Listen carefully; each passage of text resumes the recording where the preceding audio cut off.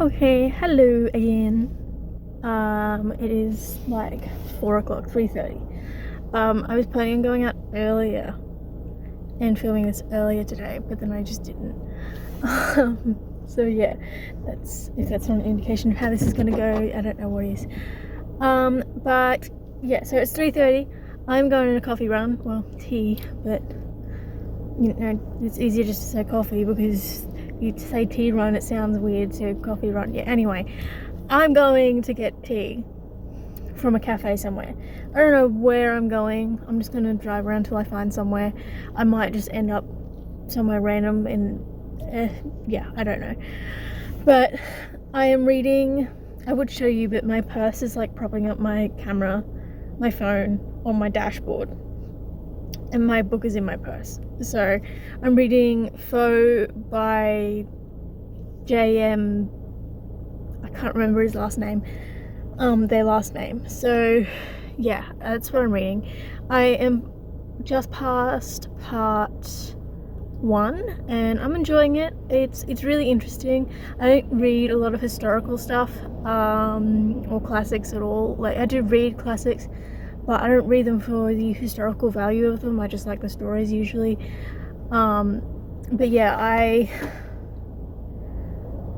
don't know. It's like, it's real problematic.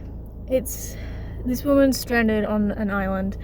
Not a spoiler. That's literally in the first page, and the writing is really lyrical, but I just can't. Yeah.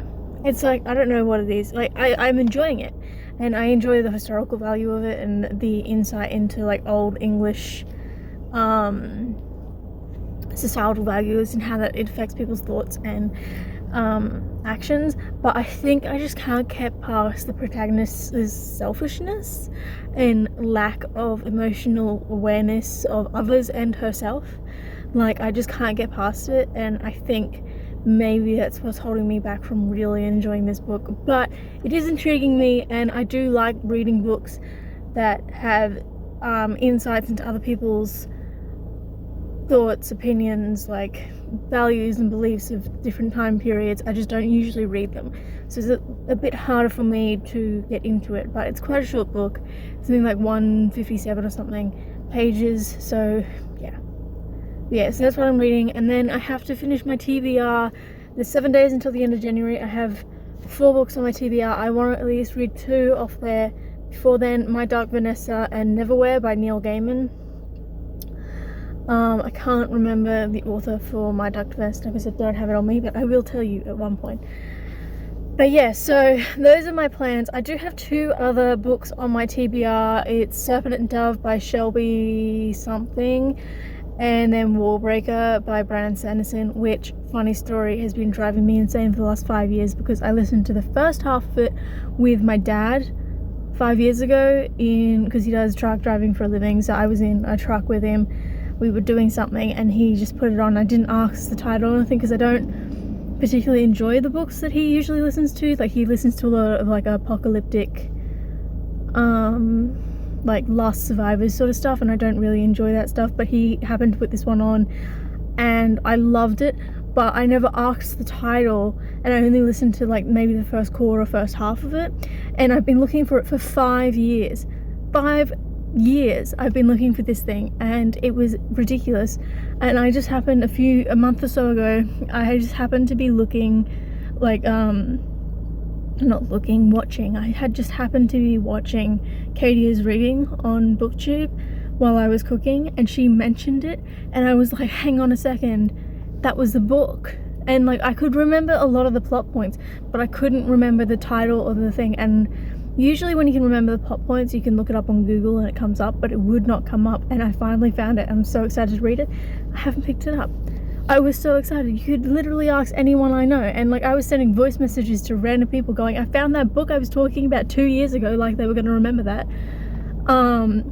But yeah, so finally found that. I don't think I'm going to get that done in January because I do, or maybe not even in February, because I do have technically it's a buddy read, but it's not really a buddy read. There'll be a vlog coming up where I actually explain that. with two of my friends that I have to read a book for. I don't have to, but I want to do it because one of them lives in England, and so it's just how we're connecting. So I'm really excited for that. So, and there's a few other books that I'm really excited for that I've just got from Bookfest, and yeah. So I don't know when I'm going to get to Warbreaker, but it will be either, like, might get to it this week, I doubt it. It might be in February, and if I don't get it to February, it's definitely going to be March. But I will get to it, because I'm very excited for it. And then, when I finish reading that, I want to read Mistborn, the first trilogy. So yeah. Anyway, the point of this was to start my vlog. Hello. Welcome back. I have taken a hiatus over Christmas and then lacked the motivation to film anything, and now I'm filming again, so yay. Not quite consistently as I said I was going to, but maybe I will now. And I'm going on a coffee run, so I don't think I'm going to film while I'm there because I have this thing, yeah, it's called social anxiety. It's great. But yeah, so I might update you as I leave wherever I'm going, because I want to sit down and read a bit. Might update you on what I read and how much I read and how much I enjoyed it, because I might finish the book, you never know. But yeah, and then I don't know what I'm going to do for the rest of the day. I might not even do anything else for the rest of the day, so I might not update you after that until tomorrow. But yeah, anyway, bye.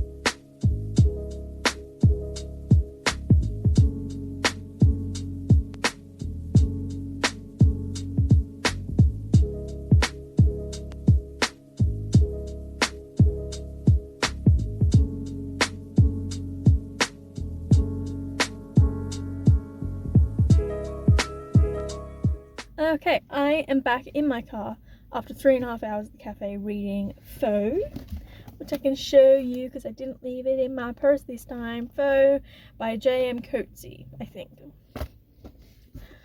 It was good. I liked it. As far as a recommendation goes, if you don't like slow books, I wouldn't read it. To be completely honest, I just look up a summary or something if you're that fascinated by it, because it is very slow. Part 1 was like the protagonist Susan, while she was on the island. Part 2 was told through letters. I really liked part 2 because she was writing letters, and eventually the date at the top of the letter disappeared, and it made it seem as though everything was blurring together, and as though you couldn't tell if, like, it had been days or if it had just been hours. Like, you couldn't tell. Like, you could be reading, sorry, she was writing. you could be reading it and you'd be like, is this the same day or is this days after, like, you couldn't get a sense of time, and it was really fascinating to read. I wasn't much of a fan of part 3. It was good, but I didn't like it as much. And part 4 was a little odd because it completely changed narrator with no warning whatsoever, but it definitely wrapped up the story really well. The book itself is about how narratives are told and how there could be multiple narratives to one story, so multiple point of views, and it's about the truth in these narratives. Like, if you're only getting one point of view, how much of this is true and how much is embellished for the sake of the story. And I really liked it. It really makes you think and consider, like, how you process what you read and how much you should question. Is this story that an author has wrote about someone? What points of view are we missing? You know, that's why I really liked it. It really made me think a lot, and it did also give me some interesting insights into English values and beliefs, like old English values and beliefs into slavery and such. Susan, the protagonist, seemed to both hold what you think of as English values and beliefs around slavery at the time. It doesn't give us a definitive date, but I'm guessing when slavery was still, legal. But it also seems at times that she opposes it, so it was just a fascinating read, really. I enjoyed it. It's not something I think I would pick up again, to be completely honest, but I'm keeping it because I'm collecting these covers and these Penguin editions, and there is a lot of them for me to collect, and I mostly get them secondhand. Some of them that I'm incredibly interested in, I do have new, like The Secret History. I bought new, and that's the only one I can think of at the moment, but you can't see that very well because the lighting's terrible, but that's a list of all the ones they've published, and I need all those, and it's in tiny writing, and there's got to be at least 30 on each parts of these, but I will one day have them all, or I will have most of them, and yeah, I just like the way they look, to be completely honest.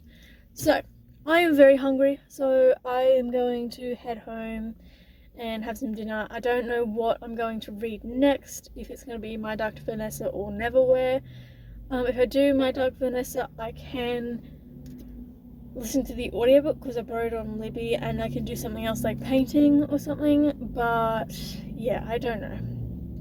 I think I'll just play it by ear, but I could very well decide I want to pick up the hard copy of that and read that instead of listening to the audiobook, for all I know, because why should I ever be consistent in my choices? I'm not, is what the answer to that question is, because I'm all over the place. But yeah, so this is my last update for tonight, so I will say goodbye, and I will see you whenever I update you next. Okay, hello, it is Saturday. The last I filmed was on Wednesday, and that was because on Wednesday my kitchen and lounge room got finished, and then so Thursday and Friday I was just setting up furniture. But I did start listening to My Dark Vanessa. I didn't film anything while I was listening to it because, to be completely honest, I don't think you guys need to see me struggling to put up IKEA furniture. It was a bit embarrassing. But I did start listening to that. I think I'm about like 18% through because I'm listening to it. It's really good so far. I really like it. It's interesting, and it's very reminiscent of something I've read before. I can't put my finger on it, but I've read something similar to it before, and I really like it. Because I'm not that far into it, I'm not sure where it's gonna go. I have some sort of inkling of an idea of where it's gonna go, but I'm not sure exactly where it's gonna go. So I'm excited to find out about that. I don't like Vanessa, the main character. I mean, I get where she's coming from and everything, I just don't like her. She's a bit problematic, to be completely honest. I don't like any of the characters so far, except maybe the dog. Because the dog hasn't done anything wrong. But yeah, so I'm about that far through of the book and I'm enjoying it, so I'll give you an update about that later. I'm going to go pick something up, my ring up, because it broke, so I have to go pick that up. And then I think I'm either gonna put some books on the bookshelves in the living room, or I'm going to paint.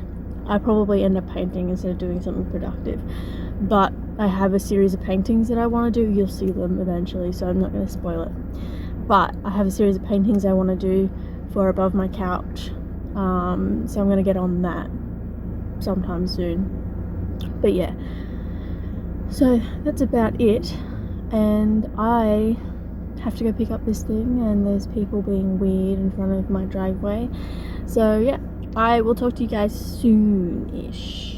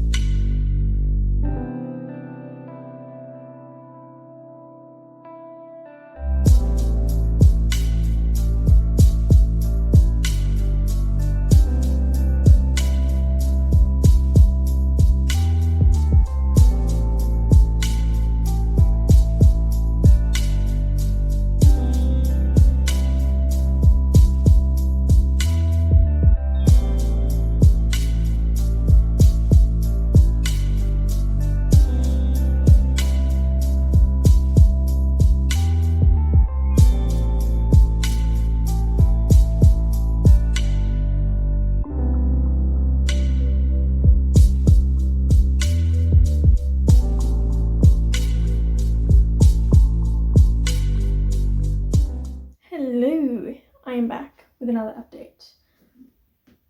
I am 51% through this book. It's interesting and terrifying at the same time, because some of the things happening in here I could very well come across in my career. I could very well come across a student who is experiencing this, and it's terrifying to me that I could miss it, or I could be the person that's being confided in and I could not be believed that this is what the student is telling me. It's terrifying to think about, so it's hitting a bit close to home, but I am enjoying the book as a piece of fiction and not what's happening in the book. It's good writing, but the themes, terrible, which is something I think a lot of people don't understand, is that the writing can be good and it could be a good story, and yet the themes explored can be completely horrendous. I'm liking Vanessa more. I don't think she's as problematic as I thought she was, because we've seen more into her headspace as she is the narrative voice. And so we've seen more into her headspace, her thought processes, and how what happened to her affected her. And so that's been really interesting to read. And there's a few characters in here which I feel didn't handle the situation very well. They seem to make it a bit more of a problem than, like, they added to the problem. They didn't help in a way that was helpful, and they just made it more like Vanessa had to keep it a secret. That they pushed the issue so much that it just became a problem, another problem on top of a problem already. That's not to say that they aren't good characters, it's just you can really see their flaws. That being said, we are getting this from an unreliable narrator, Vanessa herself. So we can't really trust that that is actually what those characters did. They could have gone about it a completely different way, and that's just what Vanessa is telling us happened. So the fact that I love an unreliable narrator, this one is particularly terrifying. So these characters are coming across differently from how they may have come across if we had, say, an omniscient narrator instead, and having all their actions, their thought process explained to us. But I am enjoying the book. I have been listening to the majority of it. I've read maybe 100 pages out of the 50% that I've read. It's about 400 pages, so I've listened to 100 and read 100. I'm thinking of reading more of it because I don't think I'm going to paint anymore tonight, but I might end up putting up my books on my bookshelf behind me or behind you. So that might happen, but I've been painting. That is upside down. It is upside down for a reason, because when it was the right way up, I just couldn't stop finding flaws in the skull. And looking at it on camera now, I'm actually thinking I did a really good job of getting that somewhat realistic. The lines are a bit shaky, as my lines always are. I do not do line art, and that is for a reason.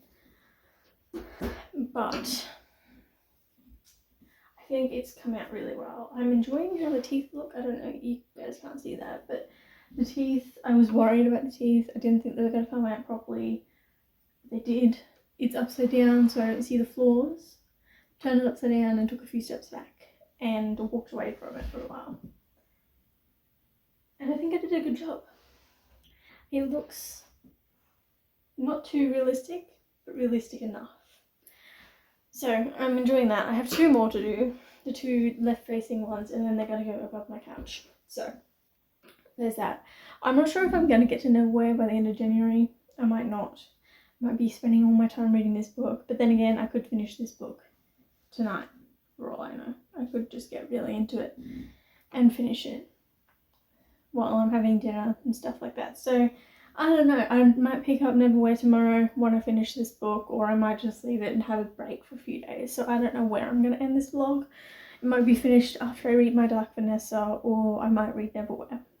But for now, I'm going to go have dinner, because it's cooking, and I'm going to decide what I'm going to do next, because I have no clue what I'm going to do next. I'm going to turn it up the right way. Yeah, I love it. That's great. It's actually one of my best paintings so far. Oh my god, that looks so real. Anyway, I'm happy with the painting. 2 more to do. Hopefully those ones turn out really well. I was going to leave one of these. Hang on. I was going to leave this one just like this because I'm really loving the underpainting on this one. But if I really want to, I can just make another one and leave it like a smaller version and leave it like that. But to get the image onto the canvas without using pencil, because sometimes when you're painting with light colors like this, the pencil comes through. I drew onto baking paper, and then you would have seen earlier I had it like a light sort of behind it so I could paint onto the thing. That was a bit difficult to do because I had to make sure that this stayed on like really firmly, because otherwise you couldn't see the lines even though there was a light behind it, and it was like a whole thing. But I really like this underpainting, and I really like that. I wasn't sure about it, but I'm actually loving it now. It looks very, very good. Yeah, I decided to eliminate the jaw. So for one, I wasn't able to draw it properly. It just kept coming out wrong. So I was just like, it's not happening.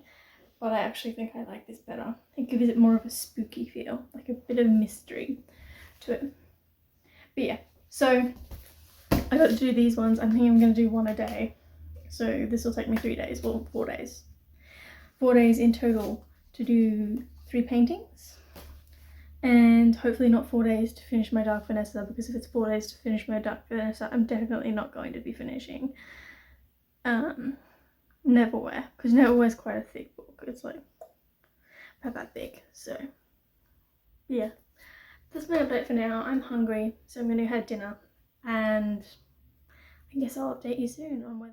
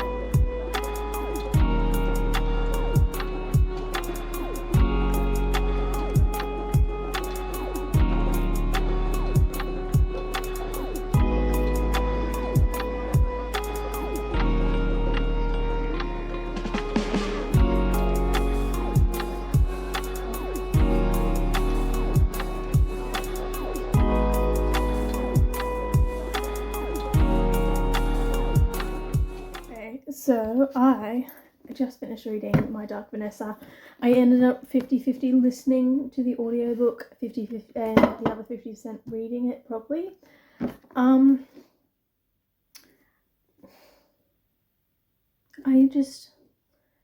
can't believe how well this is written. Like, you know, what is happening in this book is terrifying, and that it is shocking, but at the same time it's so captivating that you can't stop reading. And the way that Vanessa describes herself, when she was younger and now, and how she describes the actions of herself and the actions of others who have experienced the same thing from strain, is really fascinating but heartbreaking at the same time, because you, as the reader, know that this is wrong. You know that what she's saying isn't true, but she still hasn't come to terms with what has actually happened. And like the fact that strain was still in her life 10 years down the track, it's just terrifying to think about. But it is a good conversation to have, because you can't just ignore the bad things in the world. You have to learn about them, read about them, either through fiction or through non-fiction or through conversations you have with people. And it's such a moving book. It's very moving. It's just really good. I love it. I gave it 4 stars. Because there are some things about it that I don't like. Jenny, for example, I think she could have handled things a little bit better, but she was a teenager and it was like a new situation, and I can't say that she did the wrong thing. She didn't. She did the right thing, but I think it could have been handled better. The school wasn't as fleshed out as I would have loved. There's some storylines that sort of just drop off, but I don't know if it's intentional or not, because it could be intentional because of the mental state Vanessa is in and the fact that she's an unreliable narrator. So yeah, sorry, I just got a message from my mum. I just sent her a photo of my paintings, so she just texted me. Hang on, just let me get rid of it. Okay. But yeah, so I very much enjoyed this book. I have a friend who read it before me last year. She read it last year around July, and she was reading it while she was here. And we were on holiday together in Sydney. She was reading it then, and I asked her what she was reading. She's like, I'm reading this book. It's not a great subject matter, but the writing's amazing. And it is. The writing is amazing. And I think Kate Elizabeth Russell, I did listen to an interview that she did. I think she's done this to make sure there is conversation around it, because it is something you need to talk about. And I think this book is doing a great job of that, of making people think. And it reads like a thriller.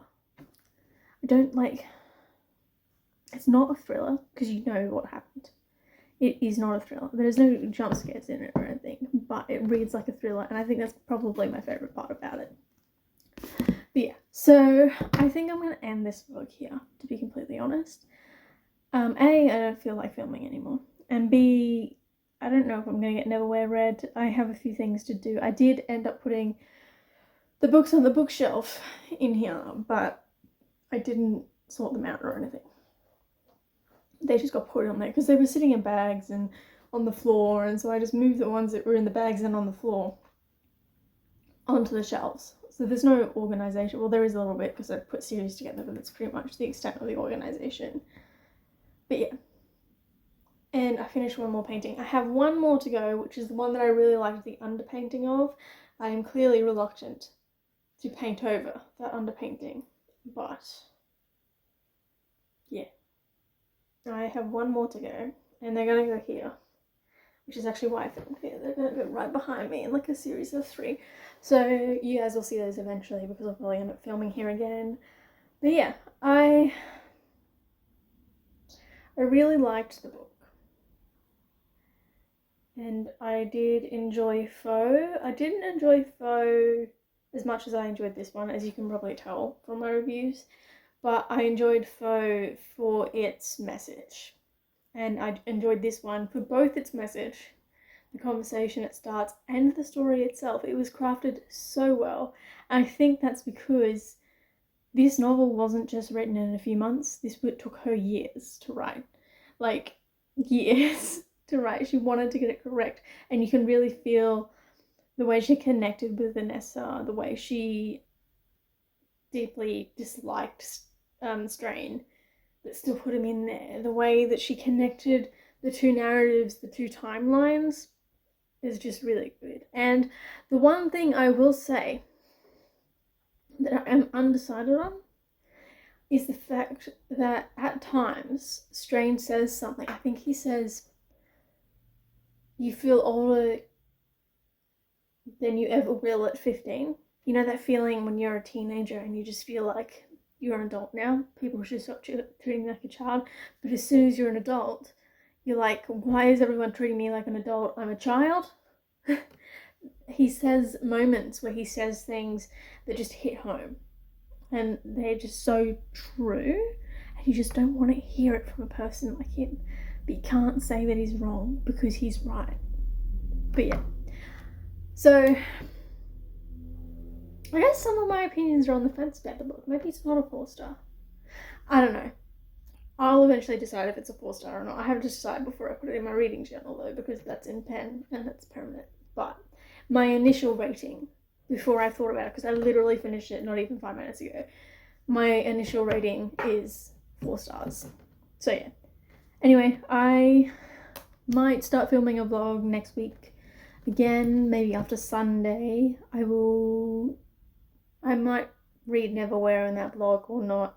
I really like that book and I was gonna do it in this vlog because it's got some really nice illustrations that I think you guys would like.